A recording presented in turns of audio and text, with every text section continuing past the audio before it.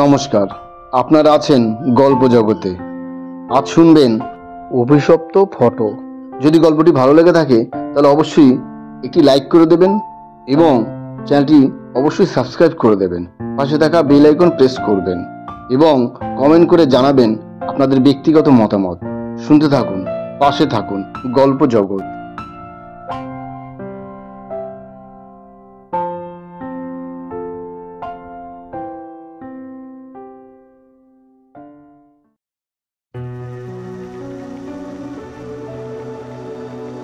কি গো, শুনছো? বিয়ে হয়ে গেল, কতদিন হয়ে গেছে, কিন্তু এখনো হানিমুনে তো নিয়ে গেলে না। তুমি কি নিয়ে যাবে না আমায়? আরে বাবা, যাবো তো, অফিস ছুটি পেলেই যাব। কবে পাবে সেটাই তো বুঝতে পারছি না। মনে হচ্ছে ওয়েট করতে করতে বুড়ি হয়ে যাব। আরে না গো, আমি ছুটির জন্য অলরেডি অ্যাপ্লাই করেছি অফিসে। এখন যদি ছুটি পাই তখনই যাব, কেমন? এখন আর কথা নয়, অফিসে দেরি আছে। খেতে দাও, তাড়াতাড়ি খেতে দাও। তুমি টেবিলে বসো, আমি এক্ষুনি দিচ্ছি।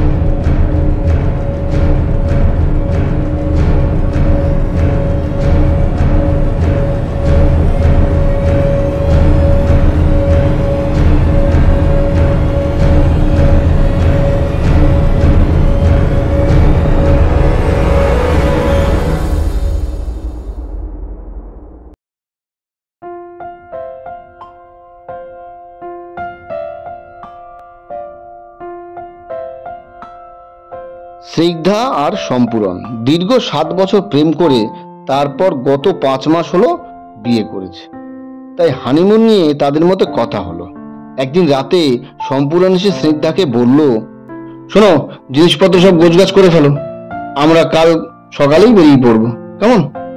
একটু অবাক হয়ে স্নিগ্ধা প্রশ্ন করলো, গোছগাছ গোছগাছ করবো মানেটা কি? তুমি কি আমায় বাপের বাড়ি রেখে আসার প্ল্যান করছো নাকি? আরে দূর, কি যাতা বলছো? তোমাকে বাপের বাড়ি কেন রেখে আসতে যাব? তাহলে গোছাতে বলছো যে? আরে মাথা মোটা, অফিস থেকে ছুটি পেয়েছি 10 দিন, আর তাই আমরা হানিমুনে যাব মধ্যপ্রদেশ, বুঝেছ? সত্যি বলছো? তুমি love you love you love you love you.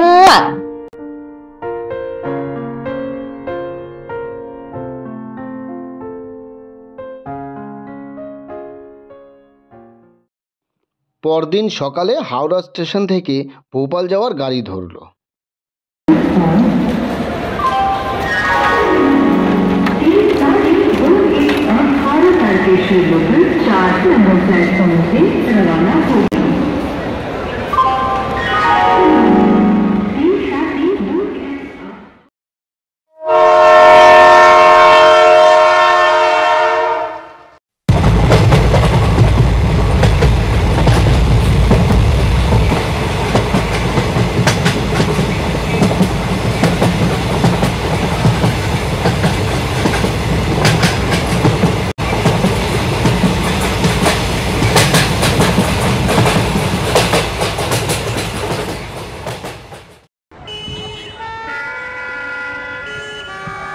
দুদিন পর ভোপাল স্টেশনে নেমে প্রাইভেট গাড়ি করে একটা গেস্ট হাউসে গিয়ে উঠল।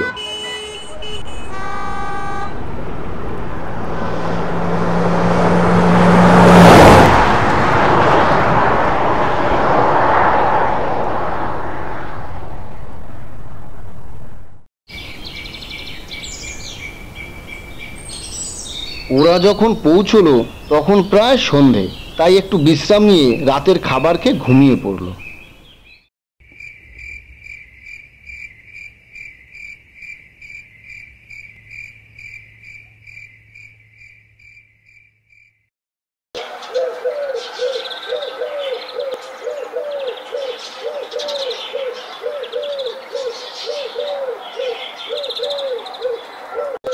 পরদিন সকালে হোটেল বয়কে সম্পূর্ণ জিজ্ঞেস করলো, আচ্ছা ভাই, এখানে দেখার মতো কিছু আছে? হোটেল বয়টি একটু ভেবে বলল, দেখুন দাদা, অ্যাকচুয়ালি এই জায়গা বা বলতে গেলে গোটা রাজ্যটাই খুব একটা উন্নত নয়, বেশিরভাগই জঙ্গলে পরিপূর্ণ। তাই ঘোরার জন্য তেমন ভালো জায়গা বা বলতে পারেন কোনো পার্ক নেই। তবে একটা সময় এই মধ্যপ্রদেশের গোটা রাজ্যেই বিভিন্ন রাজা মহারাজা বা জমিদার ছিলেন এবং তাদের বিশাল বিশাল বাড়ি ধ্বংসাবশেষ এখনো রয়েছে। আর এই ধ্বংসাবশেষ দেখতে প্রতি বছর এই সময় অনেক মানুষই এখানে আসে। আপনারা চাইলে সেসব পুরনো কোন রকমের টিকে থাকা জমিদার বাড়িগুলো দেখে আসতে পারেন। বাহ, এ তো খুব ভালো। পার্ক তো আমাদের শহর এলাকাতেও কত আছে, এসব দেখে কি হবে? তার চেয়ে প্রাচীন জমিদার বাড়িগুলো দেখে আসি, বেশ একটা অ্যাডভেঞ্চার মনে হবে। তুমি বলো তো ভাই, আমরা ওখানেই যাব। কথাটা বলল স্নিগ্ধা। হোটেল বয়টি বলল, তাহলে ম্যাডাম আমাদের গাড়ি করে যান, যেখানে যেখানে ঘুরবেন সেখানেই আপনাদের নিয়ে যাবে, শুধু এক্সট্রা কিছু চার্জ দেবেন।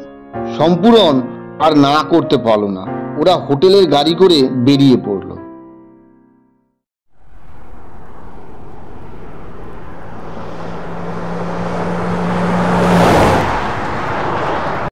গাড়িতে যেতে যেতে প্রকৃতি দেখছে স্নিগ্ধা।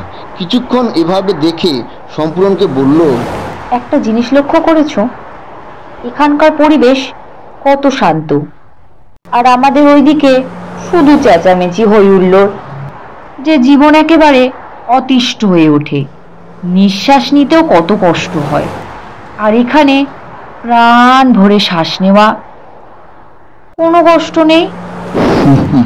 তুমি না পুরো বাচ্চাদের মতো কথা বললে। যা বাবা, পরিবেশের পার্থক্যটাই তো বললাম, আর আমি অমনি বাচ্চা হয়ে গেলাম? তা নয় তো কি, তুমি একটা জিনিস ভুলে যাচ্ছ।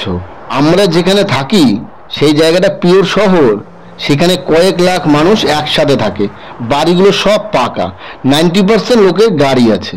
আর গাছ বলতে ওই জানালার কার্নিশে বা ছাদের কোনায় কোনায় টবে ফুল গাছ, আর কারো কারো বাড়িতে কলমের ছোট্ট দু একটা লেবু গাছ, যেটা তুমি ওই কদিন আগে দু একটা লেবু গাছ আর ওই কার্নিশে কার্নিশে লাগিয়েছে জানালার পাশে পাশে দুটো ফুল গাছ, ব্যাস এটাই। আর এখানের পরিবেশ দেখো, ভালো করে মনে করো যে গেস্ট হাউস বা হোটেল যাই বলো না কেন, ওটা ছাড়া চারপাশে আর কোনো পাকা বাড়ি দেখেছো? হোটেলের সামনেটাই একটু ঢালাই রাস্তা, আর এই যে গাড়ি চলছে, ভালো করে মনে করো যে এই গাড়িটা ছাড়া বোধহয় একটাই গাড়ি আছে, আর ওটা মনে হয় হোটেল মালিকের। আর একটা জিনিস ভাবো, গাড়িটা যে চলছে কোনো পাকা রাস্তায় কি, ইট বেচানো রাস্তা। হোটেল থেকে শুরু করে এই যে এতক্ষণ এসেছো, এর মধ্যে কটা বাড়ি দেখেছো, কজন লোক দেখেছো, আর গাছগুলো কত দেখেছো বলো? ভালো করেই মনে করো। হ্যাঁ, ভালো করে আরেকবার বলছি, ভালো করে মনে করো। গাছ অক্সিজেন ত্যাগ করে, কার্বন ডাই অক্সাইড গ্রহণ করে। এবার বলো, এত গাছ যেখানে রয়েছে, এখানকার বাতাস নিতে কষ্ট হবে নাকি আমাদের ওখানকার পরিবেশের বাতাস নিতে আরাম হবে, যেখানে কয়েক মুহূর্তে কয়েক হাজার সিগারেটের ধোঁয়া সাথে কয়েক হাজার গাড়ির ধোঁয়া বাতাসে মিশে যায়। আর কিছু না বলে স্নিগ্ধা আগের মতো গাড়ির জানালা দিয়ে প্রকৃতি দেখতে থাকলো।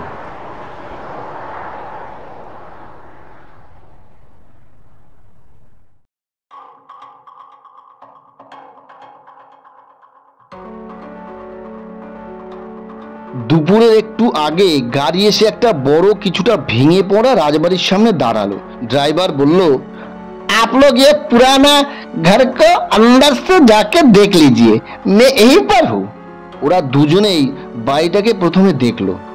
বাড়িটা যে শুধু পুরনো তাই নয়, কবে যে এই বাড়ি তৈরি হয়েছে বা কত বছর আগে এই বাড়িতে মানুষের অস্তিত্ব ছিল সেটা কোনোভাবেই বোঝার উপায় নেই।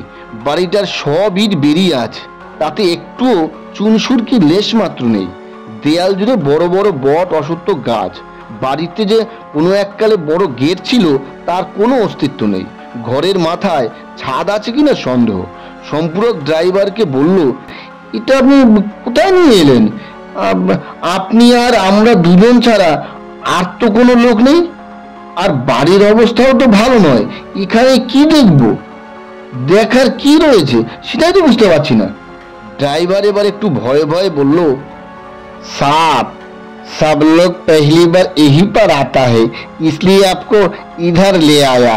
अगर आप देखना नहीं चाहते चलिए, कोई बात नहीं, दूसरे जगह पर आप लोगों को ले जाते हैं, ठीक है? না না, আমরা এখানেই আগে দেখব। সম্পূরক, প্লিজ চলো। ড্রাইভার তো বলল সবাই প্রথমে ওখানেই আসে, নিশ্চয়ই কিছু দেখার আছে। সম্পূরক এবার স্নেকদার হাত ধরে বাড়ির মধ্যে প্রবেশ করলো।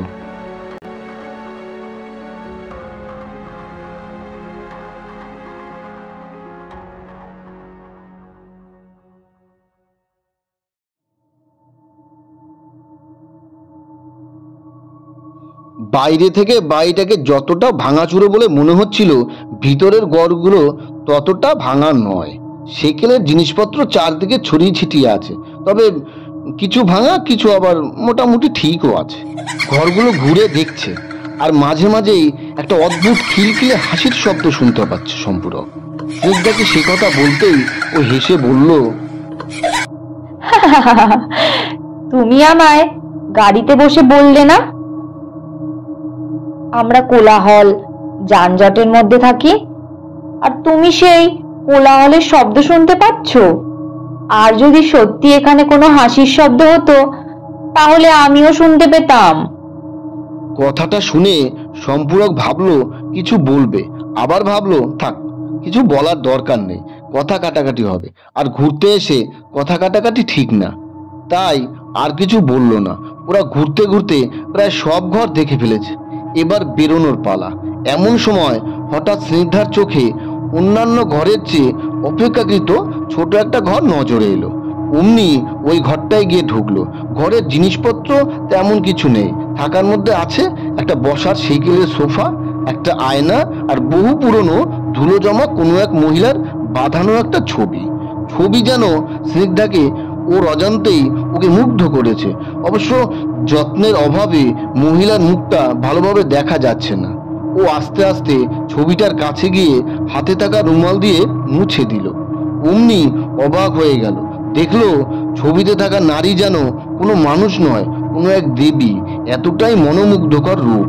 মনে মনে ভাবলো এই ছবিটা সঙ্গে করে নিয়ে যাবে। তাই সম্পূরণকে ডেকে দিল। এই শুনছো, এদিকে এসো। কি হয়েছে? এই ঘরে এসে দাঁড়িয়ে পড়লে কেন? দেরি হয়ে যাচ্ছে তো, হোটেলে ফিরবে না? আরে ধুর, শুধু যাবো যাবো করছো। আগে এইদিকে এসো, দেখো এই ছবিটা কত সুন্দর। দেখলাম, সত্যিই ভালো। তবে কি বলতো, এরা অনেক আগের মানুষ তো, তাই তোমাদের মতো মুখে চোখে পাউডার মেখে সং সাজতো না। যা সৌন্দর্য আছে বা দেখতে পাচ্ছ সেটা ন্যাচারাল। নাও, দেখা হয়ে গেছে, এবার চলো। আরে দাঁড়াও, আমার কথাটাই তো শুনলে না। আবার কি কথা? এই ছবিটা সঙ্গে করে নিয়ে যাব। এই না না, এরকম কিছু করতে যাও না। কান্নাকার ছবি, তাছাড়া আমাদের আগে অনেকেই তো এখানে এসেছে, তারাও নিশ্চয়ই ছবিটা দেখেছে, কিন্তু কেউ কি সঙ্গে করে নিয়ে যাওয়ার কথা তোমার মতো ভেবেছে? তাহলে তুমি বা সঙ্গে করে নিয়ে যাওয়ার কথা ভাবছো কেন? আরেকটা জিনিস জানো তো, কাউকে না বলে কোনো জিনিস নিয়ে যাওয়াকে চুরি করা বলে, আর যে সেটা করে তাকে চোর বলে। তুমি কি নিজেকে একজন চোর মনে করো? তুমি চুপ করো তো, খালি বাজে কথা। আমি চোর কেন হতে যাব? তাছাড়া তুমি যে বলছো কাউকে বলে নিয়ে যাওয়ার কথা, এখানে আছেটাকে? থাকার মধ্যে আছে কিছু আসবাব, তাও অর্ধেক জিনিস ভাঙা। তা আমি কি ওই জিনিসগুলোকে জিজ্ঞাসা করব নাকি ছবিটা নেব কিনা? এরপর আসি, আরো অনেকেই ছবিটা দেখেছে, কিন্তু নিল না কেন, তাই তো? এই কথাটা একেবারে বোকার মতো। কেন বোকার মতো কেন? কারণ কে দেখেছে কে দেখেনি, বা এমনও তো হতে পারে যারা দেখেছে তাদের কারোরই ছবিটা ভালো লাগেনি, তাই হয়তো নেয়নি। আর কেউ নিল না বলে আমিও নিতে পারবো না এমন কোথাও লেখা নেই। কিন্তু কোনো কিন্তু না, আমি এই ছবিটা সঙ্গে করে নিয়ে যাবই। একবার ড্রাইভারকে জিজ্ঞেস করলে হয় না? ও তো লোকজনের প্রায় এখানে আসে। আবার বোকার মতো কথা বলছো। ড্রাইভার কি এই বাড়ির মালিক? না ওকে বাড়ির লোক চলে যাওয়ার সময় বলে গেছে ছবিটা রইলো, দেখে রাখবি, কেউ যেন না নিতে পারে, এইসব অদ্ভুত কথা। সম্পূরণ আর কিছু বলতে পারলো না। স্নিগ্ধা ছবিটা নিয়ে বাড়ি থেকে বেরিয়ে এলো। ড্রাইভার দেখলো ছবিটা, কিন্তু ওদের কিছুই বললো না। ওরা হোটেলে ফিরে এলো।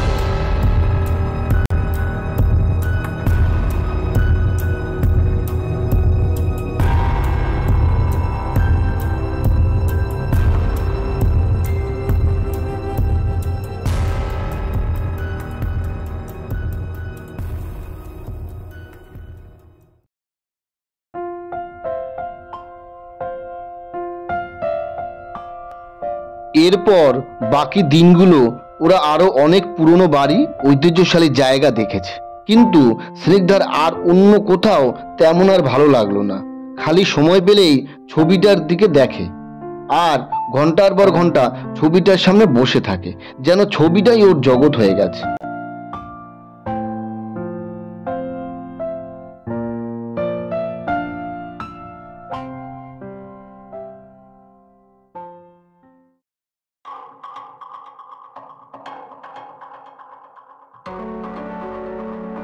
আর একটা অনেক বড় পরিবর্তন লক্ষ্য করেছে সম্পূরণ।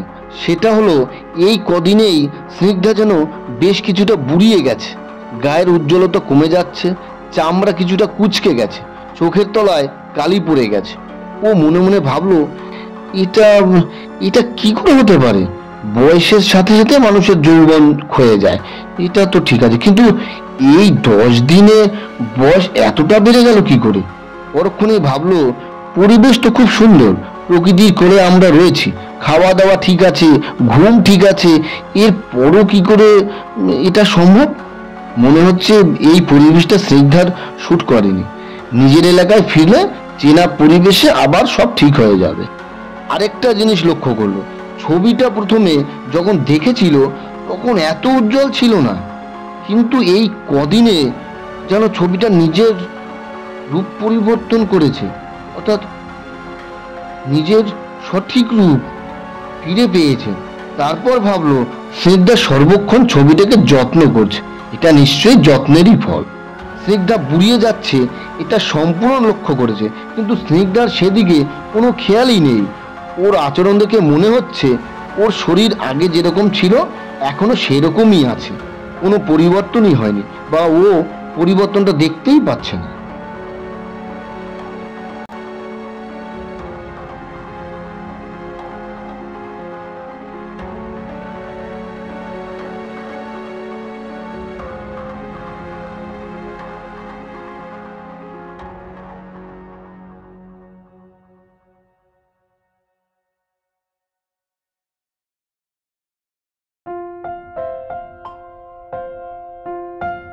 দশ দিন পর ছুটি কাটিয়ে ওরা বাড়ি ফিরে এলো। কয়েকদিন পর সম্পূর্ণ অফিস থেকে বাড়ি ফিরেই স্নিগ্ধাকে বলল, তোমার একটা কথা বলি, ভালো করে শোনো। অফিস থেকে না আমাকে 2 মাসের জন্য গোয়া পাঠাচ্ছে। তো প্রথমে ভেবেছিলাম তোমাকে নিয়েই যাব, তারপর দেখলাম যারা যাচ্ছে তারা কেউ বউকে সঙ্গে নিয়ে যাচ্ছে না। অবশ্য অনেক মহিলা কলিগরাও যাচ্ছে, কিন্তু তারাও তাদের বরকে নিয়ে যাচ্ছে না, একা যাচ্ছে। তাই ইচ্ছে থাকলেও তোমাকে সঙ্গে নিতে পারছি না গো। প্লিজ তুমি কিছু তুমি রাগ করো না, হ্যাঁ? তো তুমি ভাবছি যে তুমি 2-1 মাসের জন্য বাপের বাড়ি গিয়ে থেকে আসো, কেমন? এখনো মার অতটা বয়স হয়নি, তাই নিজেদের রান্না নিজেরাই করে খেতে পারবে, হ্যাঁ? আরে না না, তুমি মিছি মিছি ভাবছো, আমি বাপের বাড়ি যাব না। তাছাড়া জানো তো, বিয়ের পর পর ঘন ঘন বাপের বাড়ি যাওয়া ঠিক না। এসব নিয়ে ভেবো না, তুমি নিশ্চিন্তে যাও। আমার কোনো অসুবিধা হবে না। সম্পূরণ একটু অবাক হয়ে গেল কথাটা শুনে। যে মেয়ে বিয়ের আগে একদিন দেখা না করলে গোষ্ঠী উদ্ধার করত, বিয়ের 8 মাসের মধ্যে প্রায় 15 বার বাপের বাড়ি গেছে, সে 2 মাসের জন্য যাওয়ার কথা শুনেও কোনো হেলদোল নেই, আবার বলছে বাপের বাড়ি ঘন ঘন যাওয়া ঠিক নয়। অদ্ভুত ব্যাপার।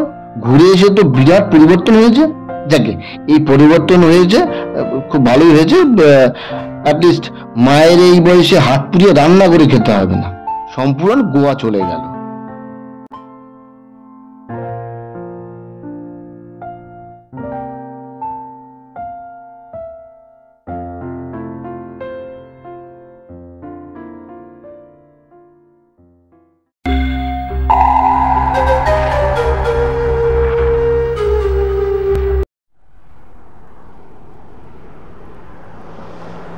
দু মাস পর বাড়ি ফিরছে সম্পূরণ। গাড়িতে আসতে আসতে ভাবলো, স্নিগ্ধার কি হয়েছে? এই 2 মাসে তেমন কোনো ফোন করেনি। যতবার কথা হয়েছে ততবারই আমি আগে ফোন করেছি, আর ও কথা বললো কেন যেন বলার ইচ্ছে নেই, জোর করে বলছি এরকম। বাড়িতে কি কিছু হয়েছে নাকি? ওর শরীর খারাপ নাকি? তাছাড়া আমি যে আজ ফিরছি সেটা তো জানিয়ে দিয়েছি। এয়ারপোর্টে আসা তো দূরের কথা, একবার ফোনও করলো না কখন বাড়ি পৌঁছবো। কি জানি বাড়িতে কোনো সমস্যা হলো না তো?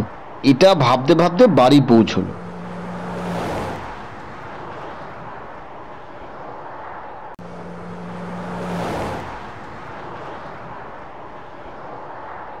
Calling bell বাজালো।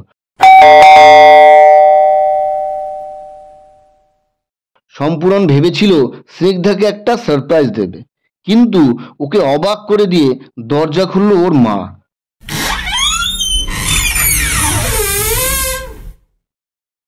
পায়ে হাত দিয়ে প্রণাম করেই দেখলো মায়ের মুখটা থমথমে। ও জিজ্ঞেস করলো, কি হয়েছে মা? বাবার কি শরীর খারাপ? আমায় কিছু বলনি তো। স্নিগ্ধা কোথায়? এখানে আছে না বাপের বাড়ি গেছে? কথাগুলো বলতে বলতে ঘরের মধ্যে ঢুকে গেল। নিজের ঘরে গিয়ে দেখলো স্নিগ্ধা নেই। ঘর থেকে বেরোতেই যাবে অমনি ওর মা বলল, স্নিগ্ধাকে দেখছিস না তো? যে ঘরে আনা ছবিটা, সেই ঘরে গিয়ে দেখ, ছবির সামনেই বসে আছে। সম্পূরণ ঘরে গিয়ে দেখলো একজন 60 ঊর্ধ্ব বৃদ্ধা চেয়ারে বসে আছে আর ছবিটাকে ভালো করে দেখছে। ও কিছু না বলে মায়ের কাছে গিয়ে বলল, সত্যি তুমি না মা? কি যে মজা করো, এখনো আমার সাথে এরকম মজা করো? ওই ঘরে তো তোমার চেয়ে একজন বেশি বয়সী বৃদ্ধা বসে আছে, স্নিগ্ধা তো নেই। ওর মা কাঁদো কাঁদো স্বরে বলল, আমি বুঝেছি, স্নিগ্ধাকে চিনতে পারছিস না, না? কিন্তু বিশ্বাস কর, ওই বৃদ্ধাই স্নিগ্ধা। কিন্তু এটা কি করে সম্ভব? 2 মাসের মধ্যে একজন মানুষ কি করে বৃদ্ধ হয়ে যেতে পারে? আমিও প্রথমে এই ঘটনা বুঝতে পারিনি। তুই গোয়া যাওয়ার পর স্নিগ্ধা ঘরের কাজ করতো ঠিকই, কিন্তু সময় পেলেই ওই ছবিটার ঘরে গিয়ে শুধু ছবির সামনে বসে থাকতো। আমি লক্ষ্য করি ধীরে ধীরে ওর গায়ের রং এক বৃদ্ধের ন্যায় ফ্যাকাশে হয়ে যাচ্ছে, চুলগুলো সাদা হয়ে যাচ্ছে। ধীরে ধীরে ও এক বৃদ্ধায় পরিণত হলো। এখন তো কাজকর্মও করতে পারে না, খাওয়া দাওয়াও সেভাবে করে না, রাতে নিজের ঘরে ঘুমায় না, ওই ছবির সামনে দিনরাত পড়ে থাকে। মায়ের সব কথা শুনে সম্পূর্ণ তাজ্জব হয়ে যায়। কি করবে, কোথায় যাবে, কার কাছে এই সমস্যার কথা বলবে, কিছুই বুঝতে পারছে না। কিছুক্ষণ চুপ করে বসে থাকার পর সম্পূর্ণের মা বলল, আরে খোকা, তোর একজন কলেজ টিচার ছিল না, যে ইতিহাস নিয়ে চর্চা করে? তুই তার কাছে সব কথা খুলে বল, আমার মনে হয় উনি ঠিক একটা ব্যবস্থা করে দিতে পারবে। সম্পূর্ণা দেরি করে না, তাড়াতাড়ি ওর মার কথা অনুযায়ী স্যারের সাথে দেখা করে এবং সব কথা খুলে বলে। স্যারের নাম অমিত লাহা। উনি একজন বড় মাপের ঐতিহাসিক। উনি সবসময় ইতিহাস নিয়ে রিসার্চ করেন। উনি সব শুনে বললেন, শোনো সম্পূরণ, ইতিহাসের অনেক ঘটনাই আমি জানি, তার মধ্যে এমন কিছু ঘটনা আছে যেটা সত্যি অবিশ্বাস্য। কিন্তু তুমি যা বলছো, এরকম ঘটনা আমি কোশ্মিনকালেও শুনিনি। কিন্তু তবুও সমস্যা যখন হয়েছে, আর এটা মারাত্মক সমস্যা, বুঝতেই পারছি, তা দূর করতেও হবে। এর জন্য তোমার বাড়ি যাওয়াটা আমার খুব দরকার। চলো এক্ষুনি তোমার বাড়ি যাই, ওখানে গিয়ে দেখি পুরো বিষয়টা কি হয়েছে। সম্পূরণ অমিতবাবুকে নিয়ে বাড়ি চলে এলো। সম্পূরণ অমিতবাবুকে বসতে বলায় অমিতবাবু বললেন, আরে না, কি বলছো, এটা কি বসার সময়?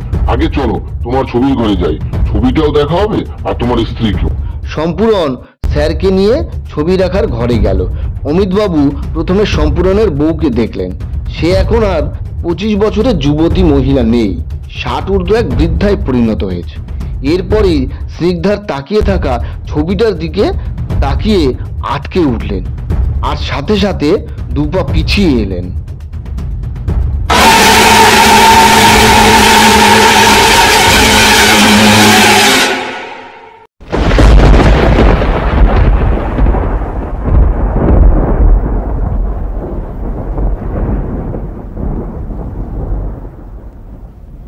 সম্পূরণ অমিতবাবুকে বললেন, কি হলো স্যার, আপনি ভয় পেলেন মনে হচ্ছে। অমনি অমিতবাবু চেঁচিয়ে বলে উঠলেন, তুমি এই ছবিটার কথাই বলেছিলে? হ্যাঁ, এই ছবিটার কথা তুমি বলেছিলে? হ্যাঁ স্যার, এই ছবিটাই ঘুরতে গিয়ে মধ্যপ্রদেশের এক প্রাচীন রাজবাড়ি থেকে স্নিগ্ধা নিয়ে এসেছে। আমি বারণ করেছিলাম স্যার, কিন্তু শোনেনি। অমিতবাবু আবারও চেঁচিয়ে বলল, তুমি আগে এই ছবিটাকে একটা কাপড় দিয়ে থাকো, তাড়াতাড়ি এক্ষুনি, আর কোনো কথা নয়। কিন্তু কেন স্যার, ছবিটার সাথে স্নিগ্ধার বিদ্যার কি সম্পর্ক? আমি যা বলছি তুমি আগে সেটা করো, তারপর অন্য ঘরে চলো, তারপর বলছি, সব কথা খুলে বলছি। তুমি আগে ছবিটাকে তাড়াতাড়ি কাপড় দিয়ে থাকো, এক্ষুনি, কোনো একটু রেট না, ফাস্ট ফাস্ট। সম্পূরণ এবার আর দেরি না করে তাড়াতাড়ি একটা বড় কাপড় দিয়ে ছবিটাকে ঢেকে দিল এবং অমিতবাবুকে নিয়ে একটা অন্য ঘরে গিয়ে বসলো। এবার সম্পূর্ণের মা অমিতবাবুকে এক কাপ চা দিলেন। উনি চাটা শেষ করে বলতে শুরু করলেন,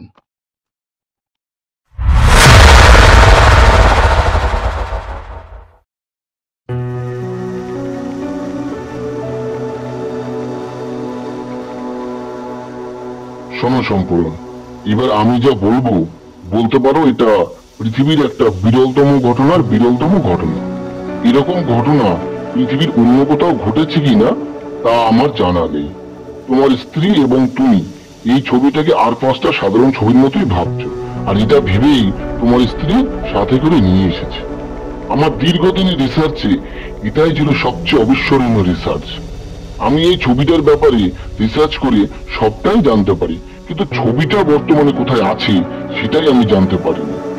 তোমরা যেভাবে সাধারণ ছবি ভেবেছো, এটা কেন সাধারণ ছবি নয়, আর ওই ছবির মহিলাও কোনো সাধারণ মহিলা নয়। এই ঘটনা মধ্যযুগের, যখন সমস্ত পৃথিবী জুড়ে তন্ত্র মন্ত্রে বারবরন্ত ছিল, অর্থাৎ ধরে নিতে পারো আজ থেকে প্রায় 1500 বছর আগে। যে সময়ের কথা বলছি, তখন ভারতবর্ষে মুঘল বা হুন বর্গীরা আসেনি। অবশ্য অন্য কোথাও এদের অস্তিত্ব আদৌ ছিল কিনা তা বলা মুশকিল। যাই হোক, ভারতবর্ষে তখন বিভিন্ন স্বাধীন রাজা ছিল। তারা নিজেদের ইচ্ছে মতো রাজ্য পরিচালনা করত, অর্থাৎ রাজা যা বলবে সেটাই তখনকার সময় আইন ছিল। অনেক ক্ষেত্রে দেখা গেছে রাজা যেটা আইনে পরিণত করেছে সেটা মানুষের জন্য ভালো হয়েছে, অর্থাৎ প্রজারা খুবই উপকার পেয়েছে। আবার দেখা গেছে রাজার আইন প্রজাদের শুধু ক্ষতিই করেনি, তারা সর্বশান্ত হয়ে পথে বসেছে। কিন্তু এই অন্যায়ের বিরুদ্ধে কেউ কিছুই করতে পারেনি, কারণ ওই সময় রাজাদের কাছে ছিল দুর্ধর্ষ সব লিথের বাহিনী, আর সিদ্ধি লাভ করা একজন বা দুজন রাজতান্ত্রিক। যারা রাজা যখন দেখতো প্রজারা তার বিরুদ্ধে বিদ্রোহ ঘোষণা করেছে, তখন লিথেল বাহিনী দিয়ে প্রজাদের দমন করত। কিন্তু তাতেও যদি প্রজারা বিদ্রোহ না থামাতো, তাহলে তান্ত্রিকের সাহায্যে তন্ত্র মন্ত্র করে গ্রামের পর গ্রাম উজাড় করে দিত। এরকম ঘটনা বহু উল্লেখ আছে ইতিহাসের পাতায়, এরকম ঘটনা আরো অনেক আছে। এরকমই একজন রাজা ছিলেন মধ্যপ্রদেশে, তার নাম ছিল বীর প্রতাপ সিং। তিনি যেরকম দুর্ধর্ষ ছিলেন, সেরকম ছিলেন পেশিধারী, অর্থাৎ তার গায়ে প্রচন্ড শক্তি ছিল।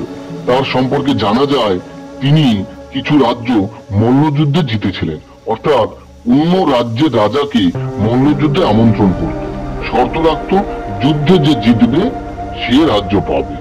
বীরপ্রতাপ এভাবে তার রাজ্যের সীমানা অনেক দূর পর্যন্ত বিস্তৃত করতে পেরেছিল, কিন্তু একটাই দুঃখ ছিল তার জীবনে, সে কোনদিন সন্তান জন্ম দিতে পারেনি, অর্থাৎ তিনি পিতা হতে পারেনি। তিনি একের পর এক বিয়ে করতে থাকেন, কিন্তু তার কোনো স্ত্রী তাকে বাবা ডাক শোনাতে পারেনি। যখনই দেখতেন রানীর বাচ্চা হচ্ছে না, তখনই সেই রানীকে নিজ হাতে হত্যা করতেন। এভাবে তিনি তার বহু রানীকে হত্যা করলেন। ধীরে ধীরে তার মন ভেঙে পড়ল। এরকম অবস্থায় তার রাজ্যে প্রবেশ করলো এক ভয়ঙ্কর পিশাচ সিদ্ধ তান্ত্রিক। বীরপ্রতাপ তার জীবনের সমস্ত দুঃখের কথা তান্ত্রিককে জানালেন। সব শুনে তান্ত্রিক বলল, হে রাজন, আপনার এই সমস্যা আমি দূর করতে পারবো, তবে এর জন্য আপনাকে একটা অতি কঠিন কাজ করতে হবে। বীরপ্রতাপ সেই মুহূর্তেই বলে উঠলেন, আমি পিতা হবার জন্য পৃথিবীর যে কোনো কঠিন থেকে কঠিন কাজ অনায়াসে করতে পারি। তান্ত্রিক বললেন, তবে শুনুন। তিনটি কুমারী এমন মেয়েকে নিয়ে আসবেন যারা রজস্বলা হয়েছে, তবে তারা যেন আমি যা বলবো সেটা শোনে। বীরপ্রতাপ আশ্বাস দিয়ে চলে গেলেন।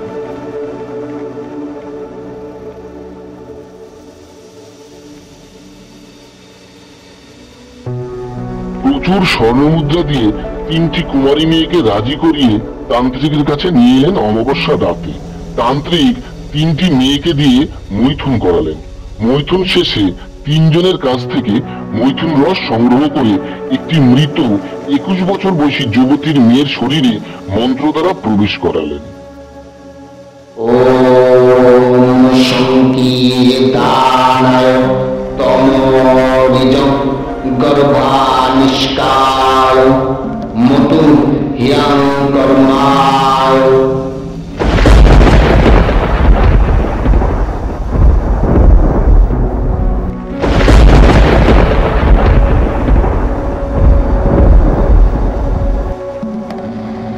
মন্ত্র শেষ করে কিছুক্ষণ তান্ত্রিক ধ্যান করলেন। ওম নমঃ কশ্যপশং হার্বীজ ফলং নারিত গচ্ছা। ওম নমঃ কশ্যপশং হার্বীজ ফলং নারিত গচ্ছা। ওম নমঃ কশ্যপশং হার্বীজ ফলং নারিত গচ্ছা। ধ্যান শেষে দেখা গেল মেয়েটির মৃত শরীর থেকে একটি বাচ্চার জন্ম হয়েছে।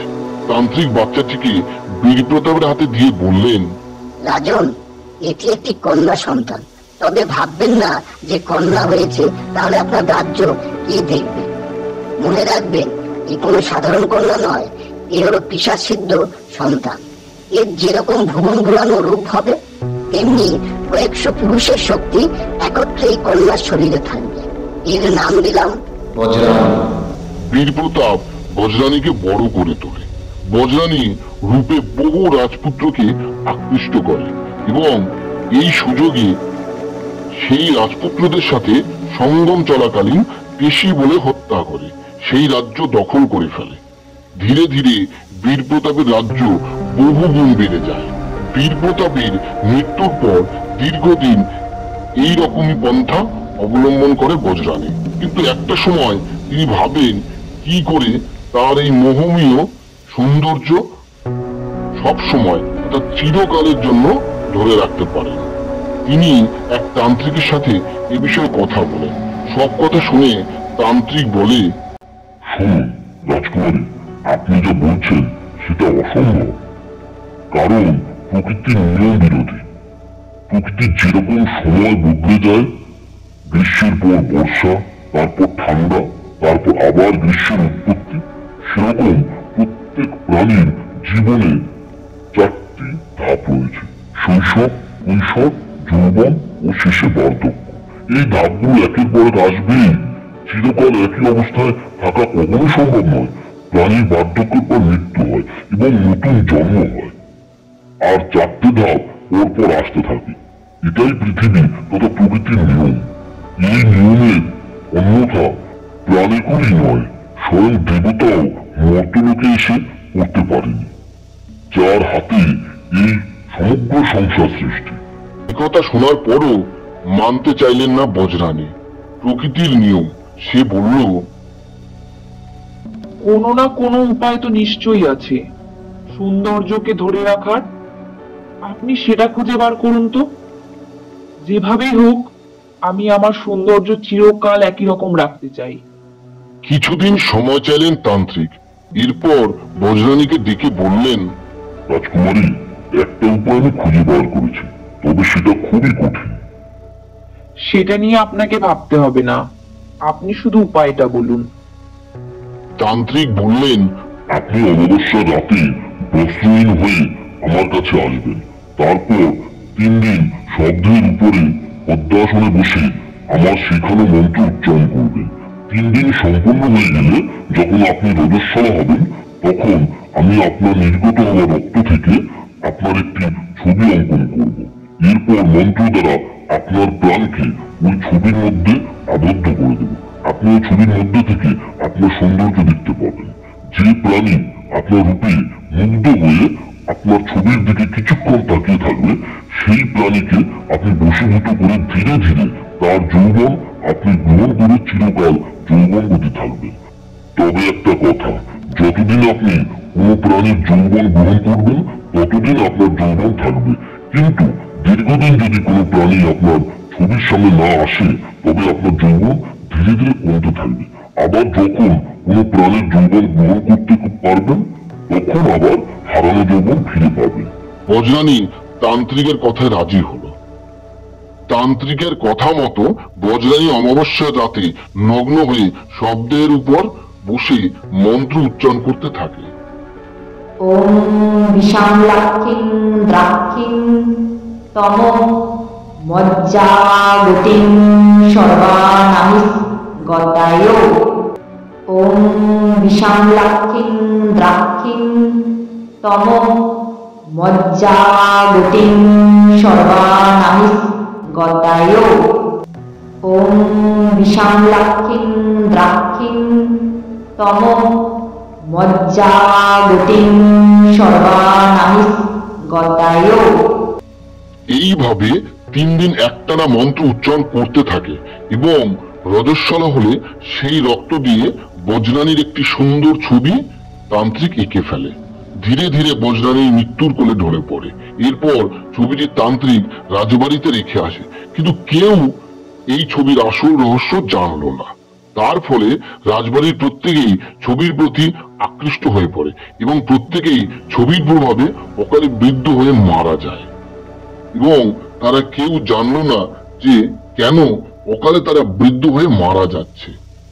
এভাবে অনেকেই ভয় পেয়ে যায় এবং ওই বাড়িতে বাকি যারা ছিল তারা সবাই ওখান থেকে পালিয়ে যায় এবং বাড়িটি সম্পূর্ণ খালি হয়ে পড়ে থাকে।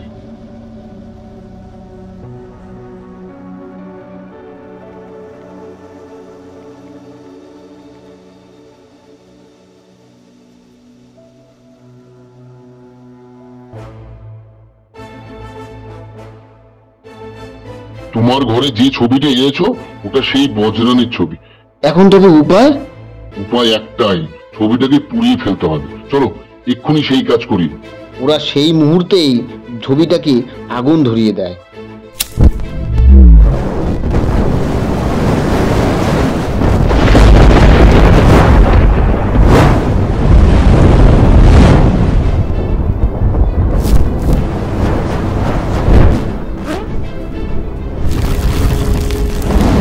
একটা কালো ধোঁয়া বেরিয়ে পড়ে।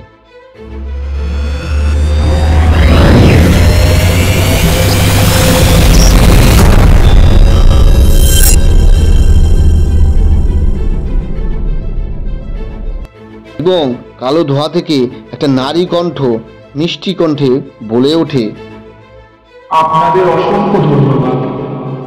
আমি প্রকৃতির নিয়মকে অমান্য করেছিলাম। স্বয়ং ভগবান অবতার নিয়ে প্রকৃতির নিয়মকে অমান্য করেনি। যেটা আমি অসংখ্য প্রাণীর যৌবনের বিনিময় করার চেষ্টা করেছি। আর এটা ছিল আমার জীবনের সব থেকে বড় পাপ। আর তাই বহু যুগ একটা ছবির মধ্যে আবদ্ধ ছিল। আজ আমার মুক্তি হয়েছে। এটা শুধুমাত্র আপনাদের জন্য সম্ভব হয়েছে। যে নারী বৃদ্ধ হয়েছে সে ধীরে ধীরে আমার পূর্ব অবস্থায় ফিরে যাবে। বিদায় বিদায়।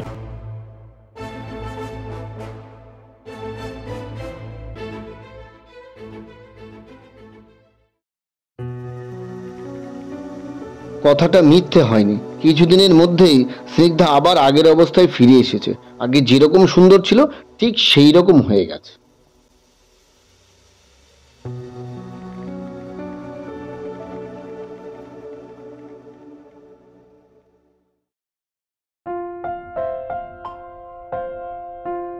গল্পটি কেমন লাগলো সেটা অবশ্যই কমেন্ট করে জানাবেন, এবং গল্পটি যদি ভালো লেগে থাকে তাহলে এই চ্যানেলের সমস্ত গল্প শুনতে চ্যানেলটি এক্ষুনি সাবস্ক্রাইব করুন এবং একটি লাইক করে দেবেন। ভালো থাকবেন, সুস্থ থাকবেন এবং সবাই শুনতে থাকুন, পাশে থাকুন। গল্প জগৎ। শুভরাত্রি।